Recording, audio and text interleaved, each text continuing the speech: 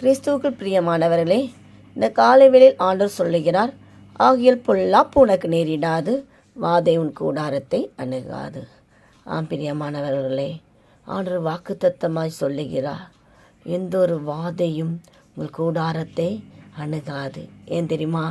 நீங்கள் உன்னதமானவருடைய பாதுகாப்பில் இருக்கீங்க, அவருடைய சிறகுகளுடைய நிழலில் இருக்கீங்க, அவருடைய இரத்த கோட்டைக்குள்ளே நீங்கள் இருக்கீங்க. ஆகையால் உங்கள் குடும்பத்துக்கு விரோதமாக எந்த ஒரு வியாதியும் வர ஆண்டவர் அனுமதிக்க மாட்டார் என்பதை நீங்கள் விசுவாசிங்க. இந்த வாக்குத்தத்த வசனத்தை நீங்கள் விசுவாசித்து ஒவ்வொரு நாள் அறிக்கை பண்ணுங்க.